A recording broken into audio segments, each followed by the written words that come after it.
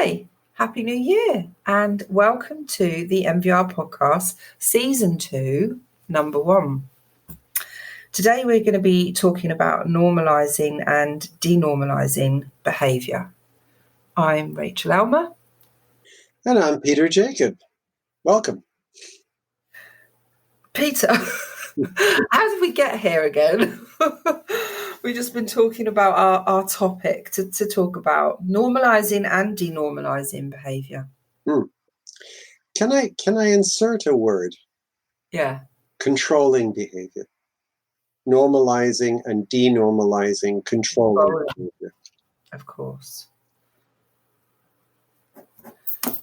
Which comes about after working with a family whose young person can practice controlling behaviour, and how families can fall into normalising that controlling behaviour. I think this is such an important topic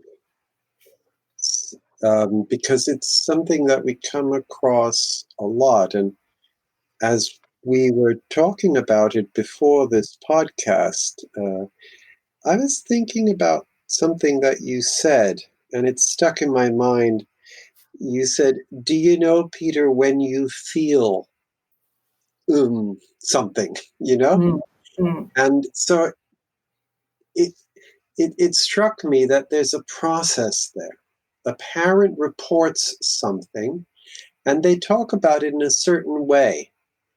And the practitioner, we feel a kind of discomfort, which we may not have expressed, or which we may not yet express. But that just struck me as part of what we're talking about. I don't know what you think. Yeah, I do think. I agree. I also think, so from that, do you think that the parents sense a feeling that something wasn't right, but they perhaps don't find that right moment to address it or to challenge it or to respond to that? So I don't know. I also think parents can also tap into that discomfort. Yeah.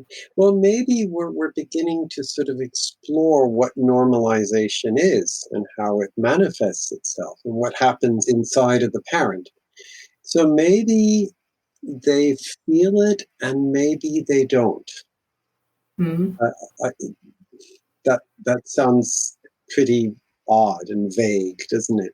But I'm just thinking of, the way, well, you and I were talking about something else earlier, and the way my discomfort at a certain problematic situation took time to surface. Almost as if the discomfort that the parent feels, or any person when controlling behavior impacts upon them, it can be the case that the discomfort remains below a certain threshold. It's almost there like a background feeling. Yeah. And then it's possible under certain circumstances that background feeling suddenly surfaces and becomes very strong. But often I think it's there for a long time and it is suppressed. So what happens on the outside determines what happens on the inside. Yeah, I agree. I also think that when parents share with me, they have a background feeling about a certain situation with their young person. Through that sharing, we then unpick, so how did it feel when he did that? So what was your response? And I think that builds on really channeling into that feeling the next time it happens and giving that confidence to then be able to say, I remember this feeling. I remember what that felt like last time. I now have the wherewithal to be able to address this. That's really interesting what you've just said. Because what you've just said is you've spoken about confidence not only to do, but confidence to feel, to allow yourself to feel and to allow yourself to realize something as it happens or as you think about it afterwards.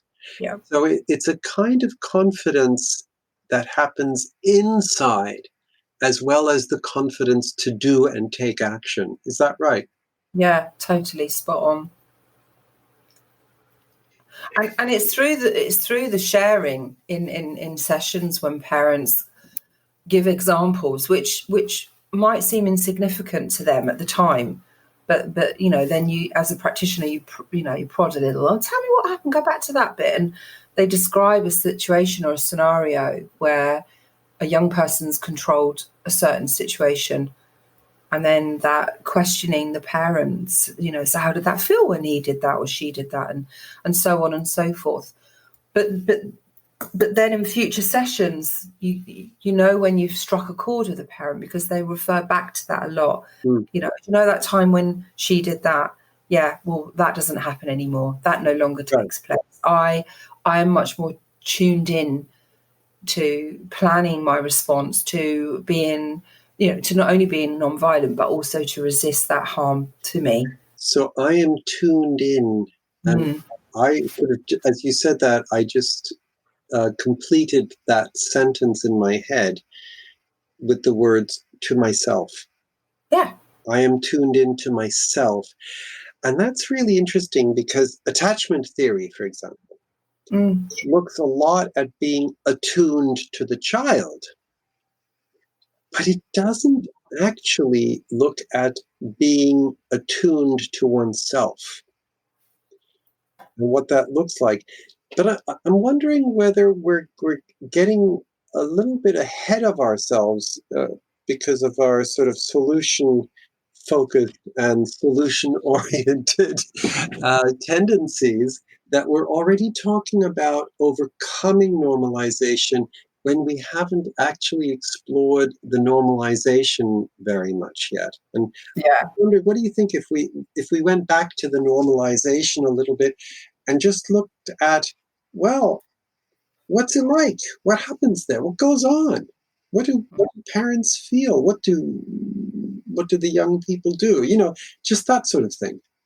I listened to clients this morning describe some, inverted commas, normalized behavior, controlling behavior, and language used. That kind of, he's always done that. He's done this a lot. That kind of language that represents a repetitive behavior in their young person. So if we think of it as a narrative, the narrative is, this is how it is. This is how he is. This is what always happens. Yeah. How do we change that narrative? I said. You asked. Yeah. Okay. So that is the way the parent locates it in time, isn't it? This is what he does always has, always will, or whatever. Does it all the time. And I was just thinking of how the parent communicates that. Yeah? So the story, but also the telling of the story. And it strikes me that often when, I don't know what your experience is, when parents share that sort of thing, they come across often as rather flat, sort of almost emotionless, even though I'm aware that there must be some strong emotion there. But what you mentioned at one point when we were talking about this sense in myself, hey, what's going on here? How can you tolerate this? It's like a kind of, I don't know whether outrage is too strong a word. There's a real motion inside of me. There's a protest. You're protest, an upheaval, but it doesn't match the tone of voice and the kind of telling of what goes on by the parent in that moment. And I totally agree. And I think the telling the story from the parent, which I've witnessed dozens and dozens and dozens of times over the years, is I think that's fueled with shame and guilt. Mm-hmm. Knowing that a behaviour exists in their home, in their family lifestyle, sharing that with their practitioner who's coaching them through change. NVR is about changing.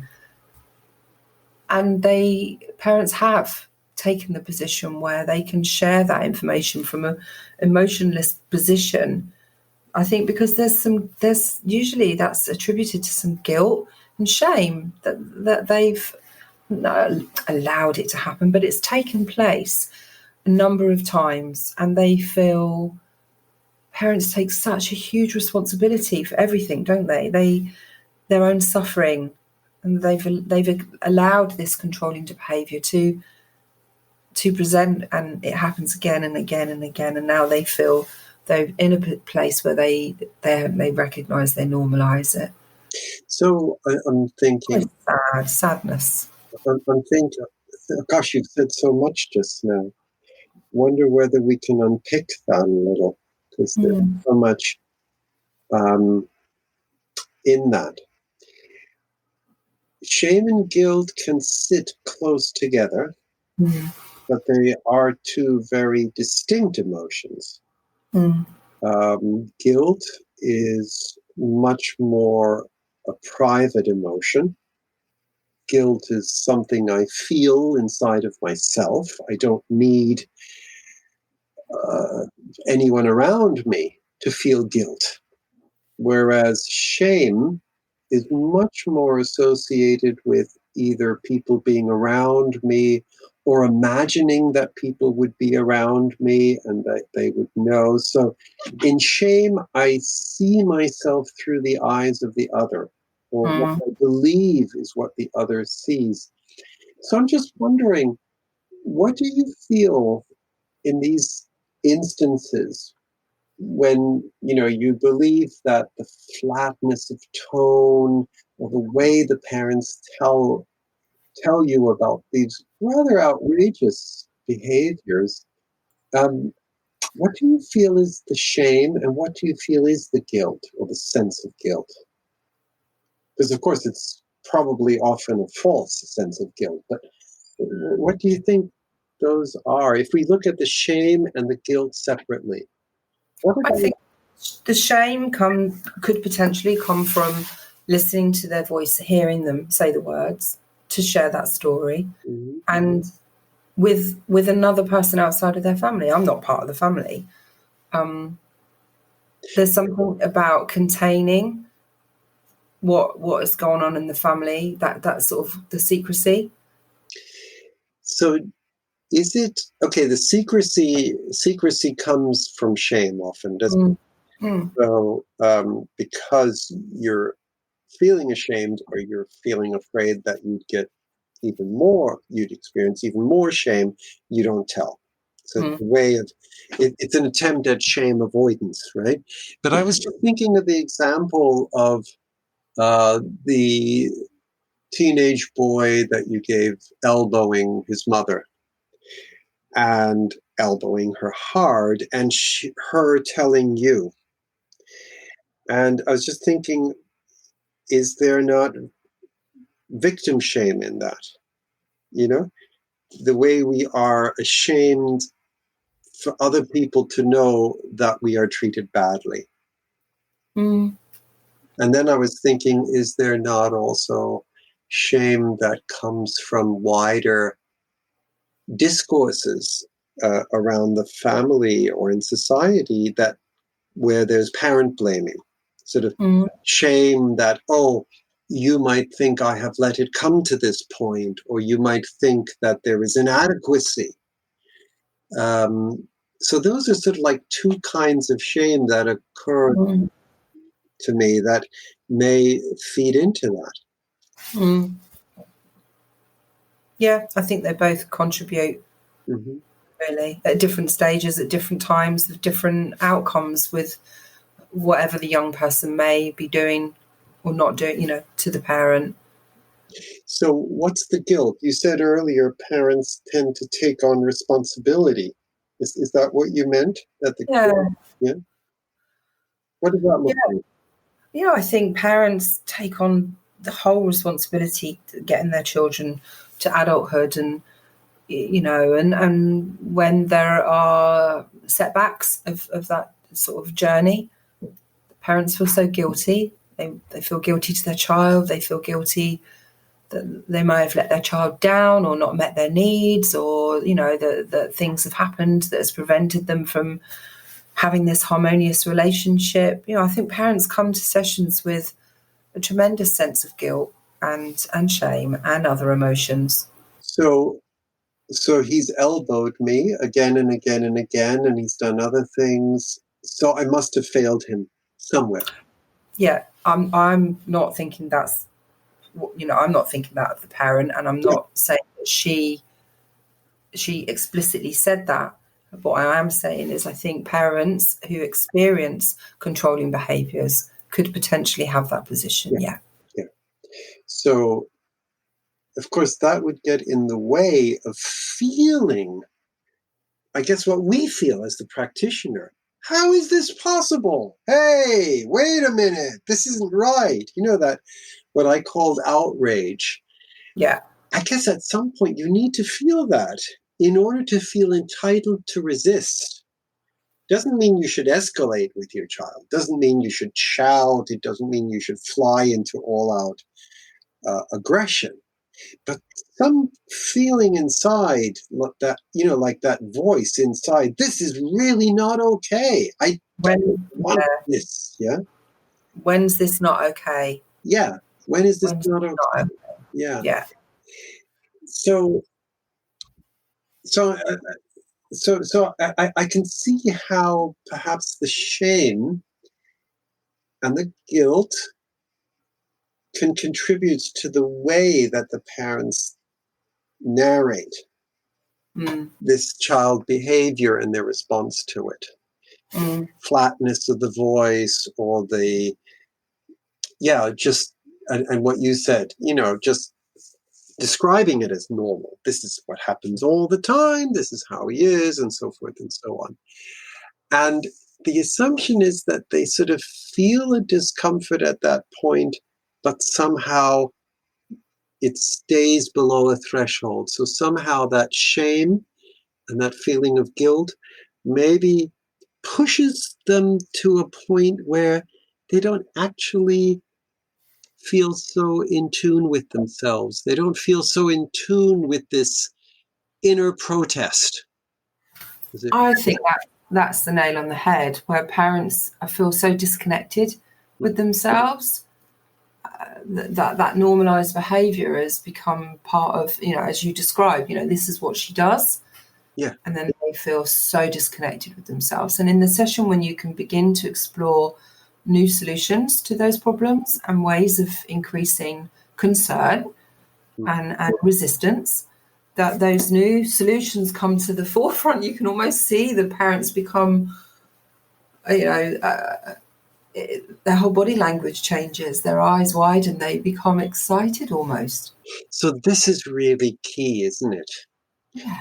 When the de-normalising begins, we see the parent in a different state of mind, and the embodiment of that different state of mind becomes visible. So that's really key. So, and I think that is where sometimes the idea of parenting advice falls short, isn't it? The parent who comes and says, oh, well, he does this. What do? I want some strategies. Because strategies are well and good, but the spirit of what I do is key, isn't it? And so the de-normalising is something that happens in the interaction between parent and child, and at the same time, something that happens inside of the parent. It's inside the parent. Sorry? It is definitely inside the parent. It's what happens inside the parent. There's something about that almost that silent communication, how the parent hold themselves. There's this do you need to cough? Yes, I do. Sorry about that. Oh, cough it out. I didn't want to interrupt your flow by coughing. I was hoping it that. I was watching the colour drain from your face. Just something inside the parent that changes and shifts so much so it's almost that it is unspoken message. The parent is communicating in that silence. That's not happening. That must stop. That's not okay. There's something within the parent, that silence. So I think it is all about what they interpret, what they communicate, and the way that they do that in fewer words, holding that position, sort of aligning themselves with each other. That there's so much that can happen. So the parents align themselves with each other, but they also align themselves with themselves. Yeah, which is really a major shift that we then observe. What I'm asking myself is, what do we do? What does the practitioner do that helps the parent de-normalise in themselves and then later on de-normalise in actual life? Because, the starting point is that we ourselves feel discomfort. And I'm just thinking often practitioners may feel that they need to suppress that. They need to, their discomfort is somehow a private experience, a personal emotion. And I'm wondering whether, what are the conditions that allow us as practitioners to work with that, to work with what we feel at that moment? This sort of, hey, wait a minute, what's going on? This isn't okay. Well, I think there's a really fine balance.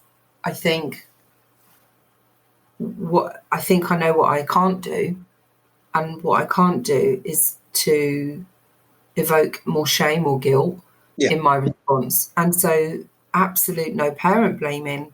Parents cope and do what they do in the moment because that's what feels right for them right now.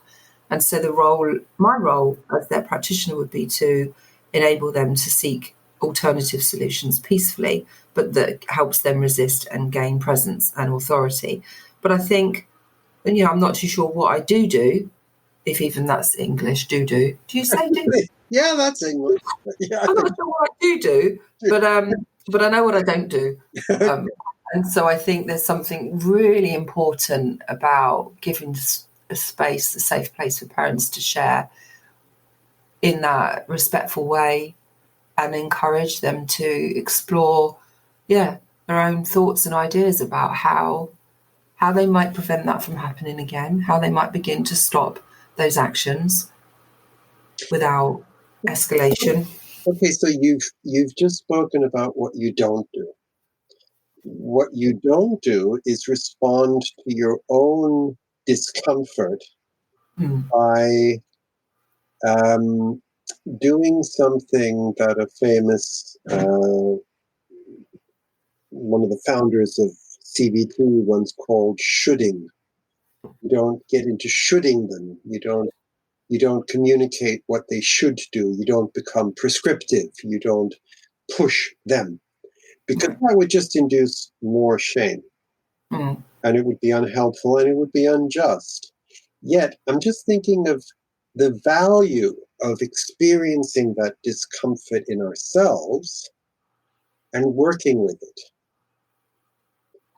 And I just thought of another thing that I don't do, which is I don't demonize the child. I don't offer the parents a coalition against the child. No. And I don't go into a negative description of the child. So there's some kind of a balance between not shoulding the parents, i.e. not becoming prescriptive, not demonizing or falling into negative descriptions of the child, but at the same time allowing that discomfort to motivate us as practitioners to do something that is constructive for the whole family. And I just wonder what it is that we do to pick up on your linguistic construction. What do we do? What do we do? Is that a cliffhanger? Do we end it here and not tell anyone what we do? No, I don't want that to be a cliffhanger. Let's have another 2-3 more minutes to sort of look at that. What do we do? Mm-hmm. And it's goodbye from me, and it's goodbye from him. No, what do we do? I digress so much. I've forgotten what I do.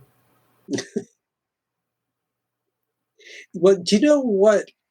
I'm just, because I'm thinking about it, I don't think I have thought about it so much before. I have told people in training to work with those feelings inside of themselves, but I haven't actually spelled out what one could do, or I haven't asked people, I think. One thing that I realize is I interrupt.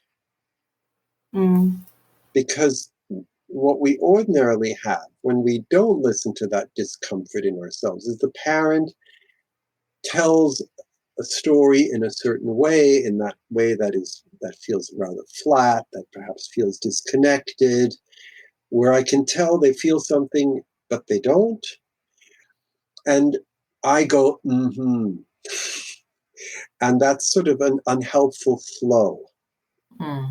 So I think I when I do something and I do respond to that feeling of discomfort inside of myself, I interrupt respectfully, and I start asking questions.